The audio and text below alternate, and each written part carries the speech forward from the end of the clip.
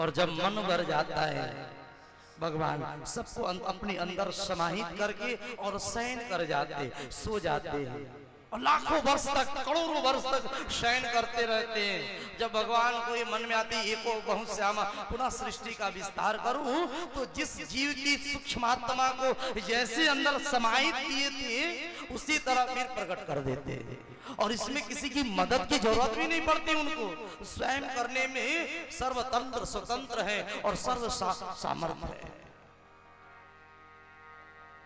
राजा परीक्षित सुन रहे थे, उदास हो गए, बोले प्रभु जब इतने कठिन भगवान है, इतना बड़ा बड़ा काम है उनका, मुझ जैसे तामसी राजा को भला मिलेंगे क्या? मैंने तो एक संत का अपमान किया है, मैंने कोई ऐसा धर्म कार्य भी नहीं किया है, फिर वो मुझे मिलेंगे? बोले बिल्कुल मिलेंगे। परीक्षित ने प्रश्न किया, भगवान मिलते किसको? श्री सुखदेव भगवान कहते हैं राजा परीक्षित, भगवान की कुछ शर्तें जो पालन कर दे उससे मिल जाए।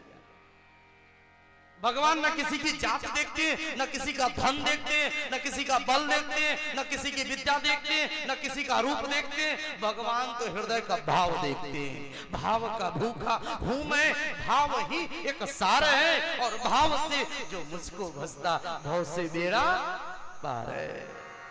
बोले किसी को मिले? हाँ, उदाहरण दिया, परीक्षित पता है तुम्हारे बाबा लगते थे विदुर जी, विदुर तुम्हारे बाबा लगते थे, उनको भी मिले थे। वो कौन से बड़े कुल में जन्म लिए थे? अरे नौकरानी का बेटा थे, दासी पुत्र थे, फिर भी भगवान मिल गए थे। और तुम्हें पता होना चाहिए दुर्योधन का 56 व्यंजन छोड़ करके साग खाए थे, केला का छिलका खाए थे। परीक्षित जी ने पैर पकड़ लिया, गुरुदेव थोड़ा हमको विस्तार से सुनाइए कि क्यों भगवान छिलका खाए और ये साग खाए, 56 व्यंजन क्यों छोड़ा? वर्णन करते सुखदेव भगवान, राजन उस समय की बात है, अभी महाभारत का युद्ध नहीं हुआ था, तब की बात है। एक बार जब विदुर जी बड़े धर्मज्ञ थे, ज्ञानी थे, देखा कि कौरव लोग गलत कर रहे हैं। एक दिन धृतराष्ट्र को समझा रहे थे, भैया धृतराष्ट्र, एक उंगली में, एक शरीर के किसी अंग में कोई ऐसा रोग लग जाता है कि जिस रोग से पूरा शरीर बर्बाद होने की संभावना रहती है। डॉक्टर क्या करता है? ऑपरेशन करके उस अंग को अलग कर देता है कि नहीं? पूरे शरीर को बचाने के लिए एक अंग का त्याग किया जा सकता है, हटाया जा सकता है। उसी तरह से अगर कौरव का तुम भला चाहते हो, कौरव वंश को बचाना चाहते हो, तो दुर्योधन को निकाल दो, राज्य से भगा दो, वरना महाभारत में पूरा कौरव वंश समाप्त हो जाएगा। अभी विदुर जी अपने बड़े भैया धृतराष्ट्र को समझा रहे थे सज्जनों, उसी समय दुर्योधन सुन लिया, दासी के बेटे, खाते हो मेरा अन्न, पलते हो मेरे टुकड़े पर, और मेरे वृद्ध में मेरे बाप को भड़का रहे हो, निकल जा मेरे राज्य से, दोबारा दिखाई मत देना यार, तेरे लिए इस हस्तिनापुर का दरवाजा हमेशा हमेशा के लिए बंद है। विदुर जी ने कहा, ये तो भगवान की कृपा है।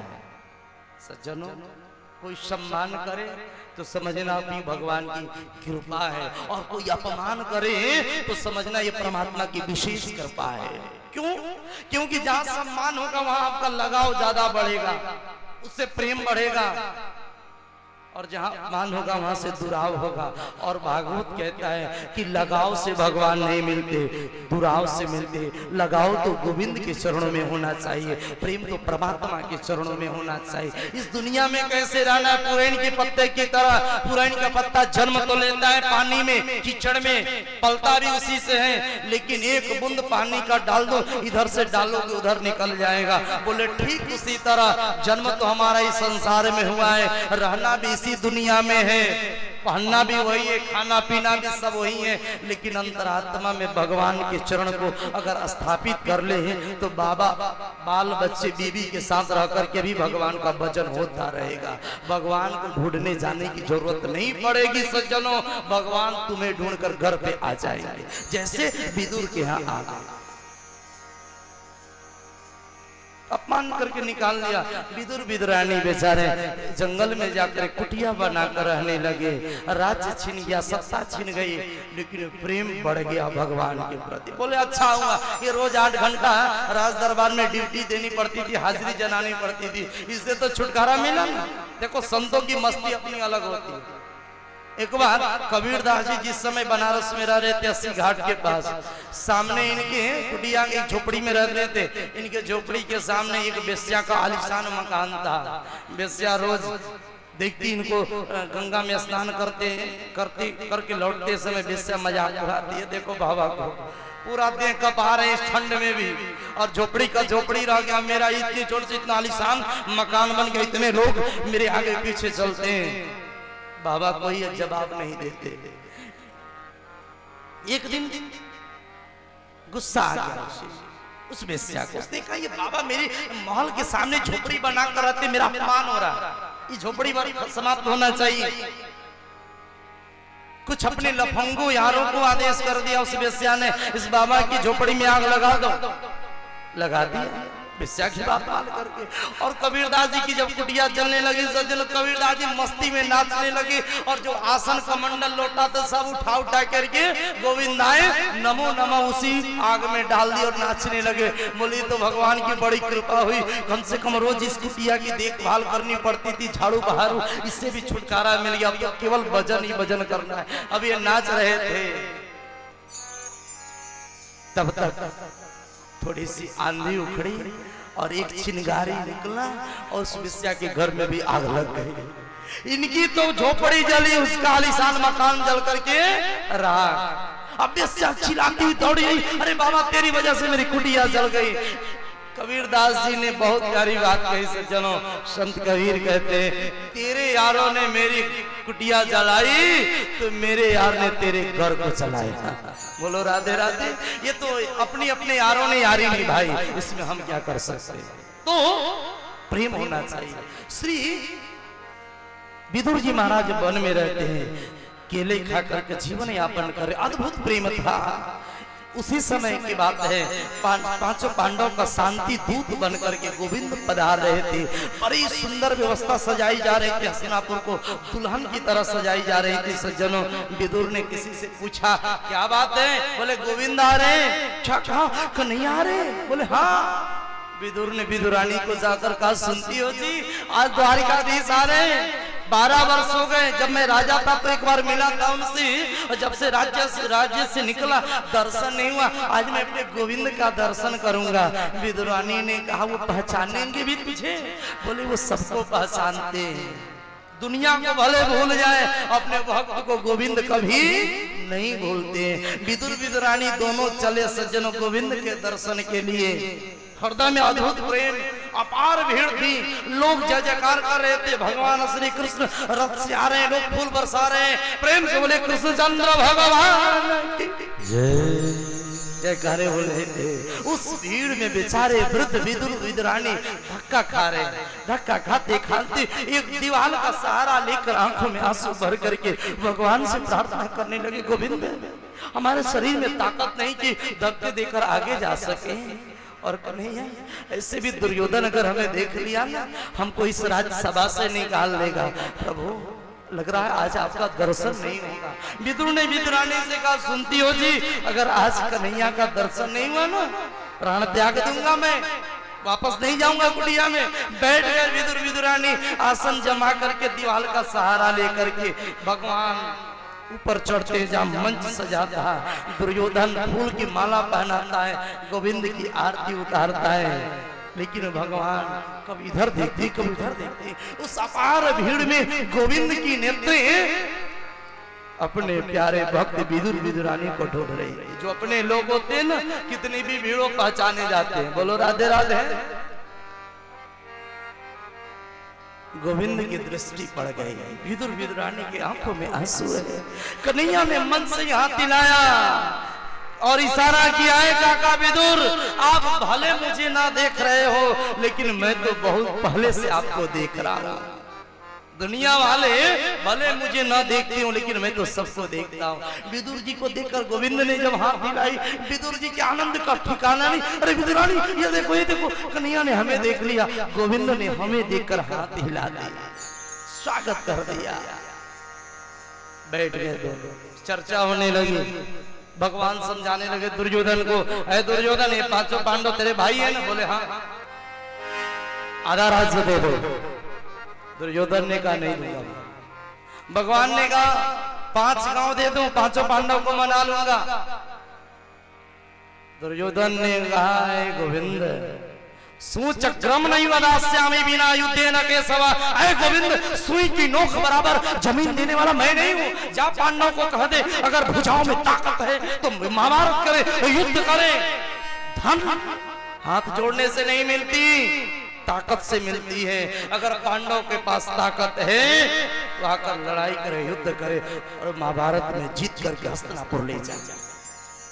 कन्हैया ने कहा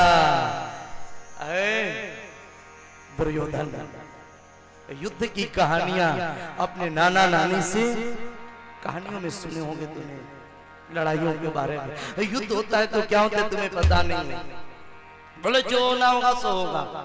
अच्छा बात बंद करो गोविंद, आप ये राजपाट की बात क्या जानो? आप तो गाय चराने वाले, माखन खाने वाले, आपको क्या पता? देखो यही अहंकार है सज्जनों।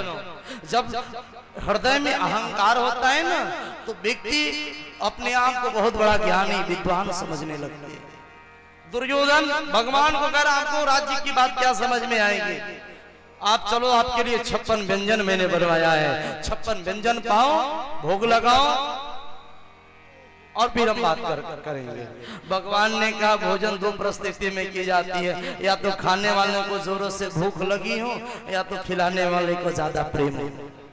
तो दोनों यहाँ नहीं है, ना ही मुझे भूख लगी और ना ही तुझे प्रेम है, इसलिए तेरे यहाँ खाने का तो कोई मतलब नहीं। हाँ ऐसे भी मुझे काका विदुर का निमंत्रण है, काका विदुर के यहाँ भोजन करने जाऊंगा। और विदुर विदुरानी सुनने 12 वर्ष तक भेंट नहीं है, मुलाकात नहीं है, और भगवान करेंगे विदुर काका का निमंत्रण आया है। अब विदुर उठ करके इशारा पूछते हैं मैंने कब निमंत्रण दिया? भगवान ने इशारा किया बैठे रहो विदुर, जो सच्चे भक्त होते हैं ना उनको बुलाना नहीं पड़ता, उनके घर तो मैं स्वयं चला जाता हूँ। बोलो राधे राधे, चला जाता।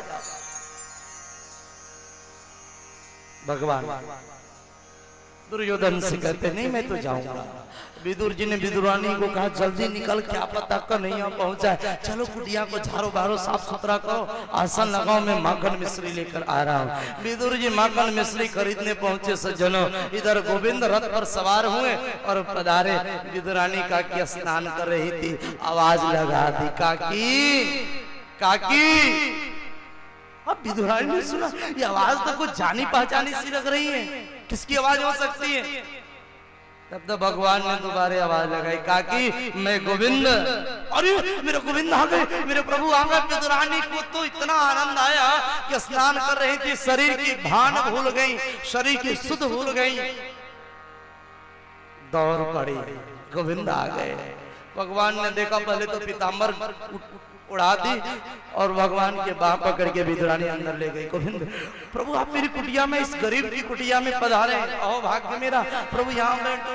पीड़ा एक हाथ में, पीड़ा एक हाथ में, भगवान का बाह पकड़ी विदुरानी। यहाँ पे नहीं, ये जगह ठीक नहीं, यहाँ पे पूरे घर को घुमा दी और इतना आनंद में डूब गई विदुरानी। सज्जनों संत कहते हैं कि पीड़ा को उल्टा रख दी, याद ही नहीं आया। भगवान आराम से बैठ गए और बैठते कन्हैया ने अपने पेट पर हाथ घुमाना शुरू कर दिया। काकी देखो ना बहुत दूर से चलकर आया हूँ, द्वारिका कितना दूर, सुबह का चला चला, जोरों से भूख लगी है, कुछ खिलाओगे नहीं? कुछ खिलाओ ना काकी। जैसे छोटा बच्चा अपने माँ से मांगता है, आज वैसे भगवान अपने भक्त से मांग रहे हैं, काकी कुछ खिलाओगी नहीं? विदुरानी के आंखों में आंसू आ गए। विदुरानी रोने लगी, हाथ जोड़ करके कन्हैया कन्हैया पहली बार आपने हमसे कुछ मांगा है। कन्हैया हम लोग इतने अभागे हैं गोविंद कि मेरे घर में एक अन्न का टुकड़ा नहीं। कन्हैया आप घर को ढूंढ करके देख सकते हो प्रभु, मेरे घर में कुछ नहीं है।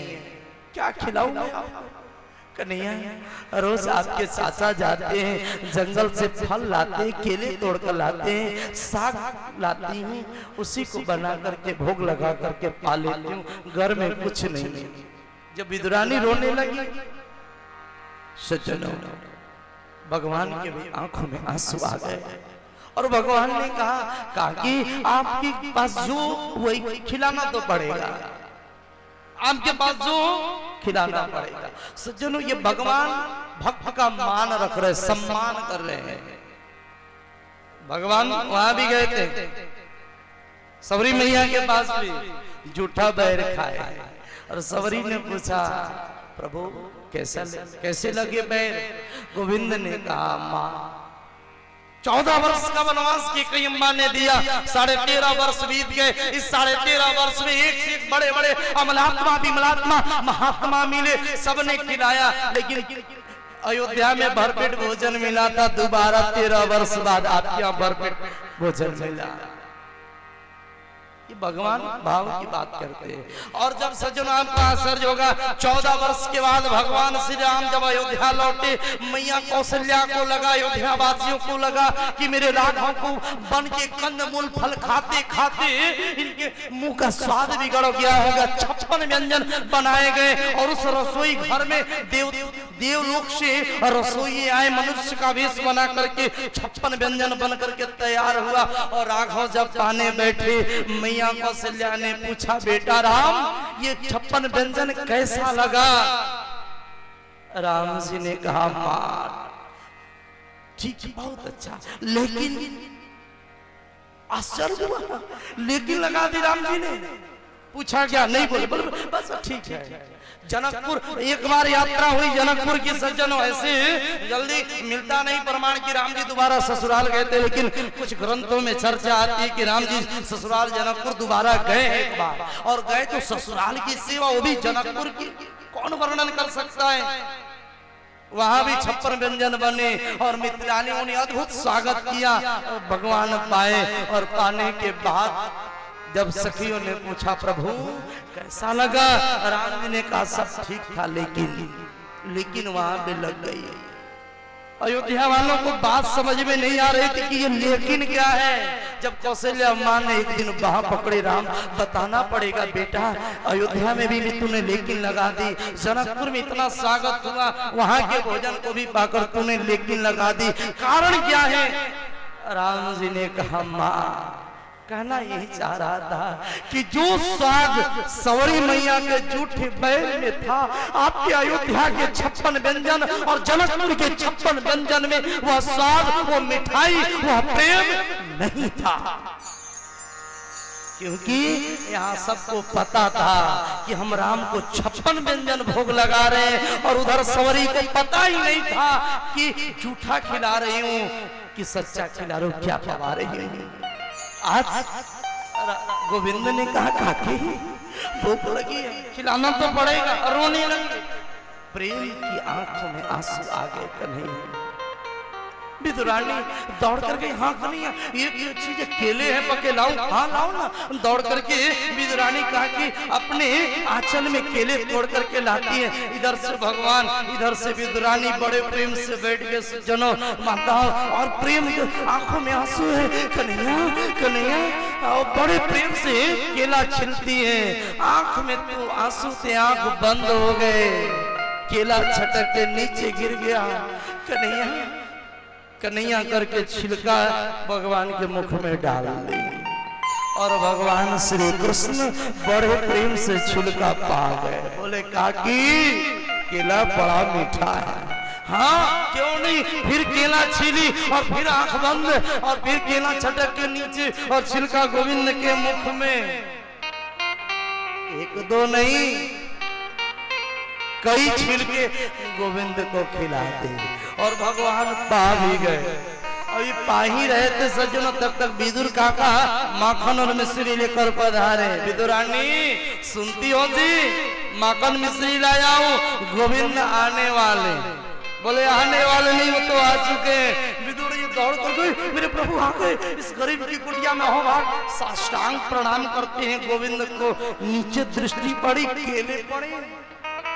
विदुरानी, विदुरानी, ये केले यहाँ पड़े, इसका छिलका कहाँ? बोले केले पड़े, छिलका। भगवान तब तक छिलका पा रहे थे। विदुर जी रोने लगे, बाहर विदुरानी ये क्या कर दिया? सारे दुनिया को खिलाने वाले गोविंद आज पहली बार इस दास की कुटिया में आए और मांगा भी, और तूने छिलका खिला दिया। प्रभु क्षमा करना, माफ कर देना। भगवान हृदय से लगा लेते, विदुर जी काका मेरे को तो पता ही नहीं चला कि काकी केरा खिला रही थी, छिलका मुझे तो पता ही नहीं चला। विदुर जी ने माखन मिश्री अपने हाथ से भगवान के मुख में दिया, भगवान पाए, और एक बार पाए, दूसरा बार जब पवाना चाहे गोविंद ने बाह पकड़ ली। बोले काका एक बात कहूं, बुरा तो नहीं ना मानोगे? नहीं, बोलो ना प्रभु। गोविंद ने मुस्कुराते हुए बोले काका, चाचा, काका, जो स्वाद, जो मिठाई विदुरानी काकी के छिलके में थे ना, वो आपके इस माखन और मिश्री में नहीं है। सबसे ऊंची प्रेम सगाई, सबसे ऊंची प्रेम सगाई, दुर्योधन के मेवा त्यागे, दुर्योधन के मेवा त्यागे, साधु विदुर घर आई, सबसे ऊंची प्रेम सगाई, सबसे ऊंची प्रेम सगाई।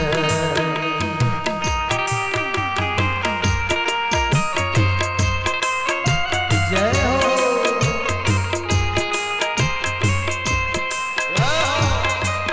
राधे राधे।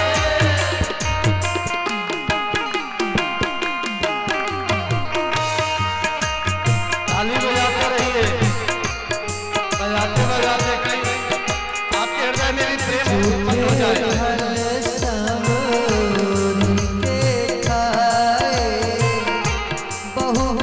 स्वाद बताई बताई, बहुविध स्वाद बताई,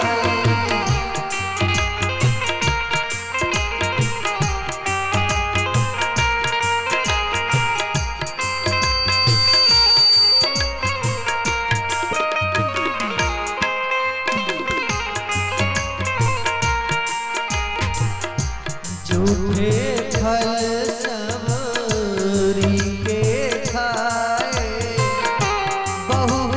स्वाद बताए, प्रेम के बस से वालिप गिरी, प्रेम के बस से वालिप गिरी,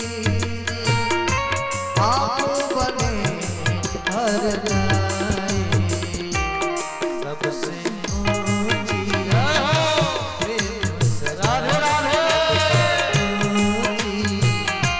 प्रेम सगाई,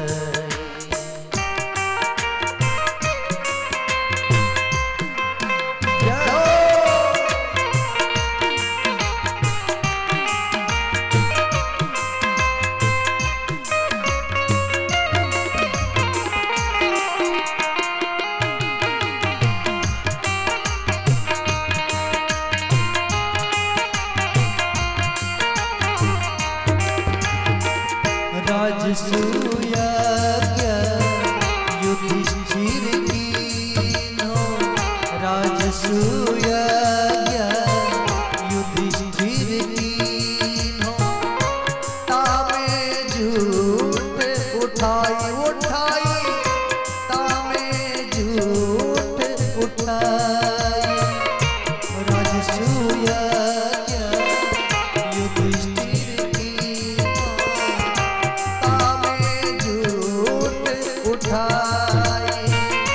प्रेम के बस पारथ रथ हाक्यो, प्रेम के बस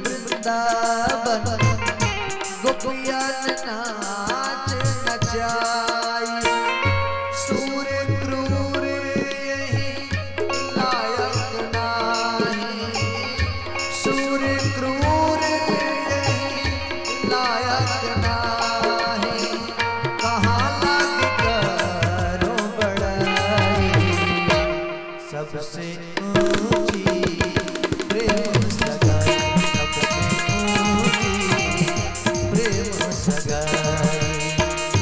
दुर्योधन के मेवा त्यागे, दुर्योधन के मेवा त्यागे, साग विदुर घर खाए। सबसे ऊंची प्रेम सगाई, सबसे ऊंची प्रेम सगाई, सबसे ऊंची प्रेम सगाई, प्रेम सगाई, प्रेम सगाई। सूर्य भागवत भगवान की जय हो। श्री सुखदेव भगवान राजा परीक्षित को सृष्टि वर्णन का क्रम सुनाते हैं। राजा परीक्षित ने प्रश्न किया, वर्णन किया। सुखदेव भगवान ने, ऐ राजन, महाप्रलय के बाद भगवान नारायण ने संकल्प किया कि पुनः सृष्टि का विस्तार होना चाहिए। सो भगवान नारायण के नाभि से कमल का पुष्प प्रकट हुआ और उस कमल में ब्रह्मा जी प्रकट हुए। ब्रह्मा जी ये जानने के लिए कि मैं कौन हूँ, कहाँ से आया हूँ, ये कमल का फूल कहाँ से आया है, कई वर्ष तक उस कमल की डंडी को पकड़कर नीचे जल में उतरते रहे, लेकिन पता नहीं चला। बाद में ब्रह्मा जी पुनः अपने आसन पर आकर बैठ गए। आवाज सुनाई पड़ी, तपस्या करो। ब्रह्मा जी तप करते, फिर भगवान ने उनको दर्शन दिया और ब्रह्मा जी को कहा, आप सृष्टि का विस्तार करो। ब्रह्मा जी सृष्टि बनाने लगे। सनक सुंदर सनातन सनत कुमार को प्रकट किया संकल्प से, कहा बेटो तुम भी सहयोग करो इस दुनिया बढ़ाने में, शादी विवाह करो, संतान बढ़ाओ। सनक सुंदर सनातन चारों भाइयों ने कहा, पिताजी हम तो बाबा बनने का, हम शादी विवाह के चक्कर में नहीं पड़ेगा। ब्रह्मा जी की भवें टेढ़ी हो गई, क्रोधित हो गए। एक रोता हुआ बालक प्रकट हुआ, उनका नाम रुद्र पड़ा। फिर 10 प्रजापतियों की रचना करी ब्रह्मा जी ने। अंत में भगवान ब्रह्मा के शरीर का 2 भाग हुआ। बाएं भाग से शत्रुपा जी प्रकट हुई और दाहिने भाग से महाराज मनु प्रकट हुए। दुनिया के पहले राजा महाराज मनु माने गए हैं। मनु संतान होने के नाते हम लोग मानव कहलाते हैं। बोलो राधे राधे, जोर से बोलिए ना, राधे राधे। आवाज इधर से कुछ कम आ रही है, संख्या कम है इसलिए आवाज थोड़ी ज्यादा बोलनी पड़ेगी। राधे राधे। ऐसा लगे कि हम भागवत कथा सुनने बैठे, और वैसे भी ठंडी भी कम हो चुकी है, इसलिए राधा जी के नाम से ही कल्याण होना है, संतों ने कहा है। राधा का नाम सब लोग ताली बजाकर गाएंगे ईमानदारी से। अनमोल बोलो राधे। सुखदेव भगवान राजा परीक्षित को कथा सुना रहे। महाराज मनु की 3 बेटियां हुई, 2 बेटे हुए। बेटियों का नाम था आकुति, देहूति और प्रसूति। आकुति नामक जो बेटी थी, बड़ी बेटी, उनका विवाह रुचि प्रजापति के साथ हुआ, जिनके पुत्र हुए यज्ञ भगवान और पुत्री हुई दक्षिणा देवी। दोनों का विवाह हुआ, इसीलिए यज्ञ और दक्षिणा साथ रहते। यज्ञ होगा तो दक्षिणा देनी पड़ेगी। बोलो राधे राधे। बिना दक्षिणा का यज्ञ होता ही नहीं, देना तो पड़ेगा ना। राधे राधे राधे।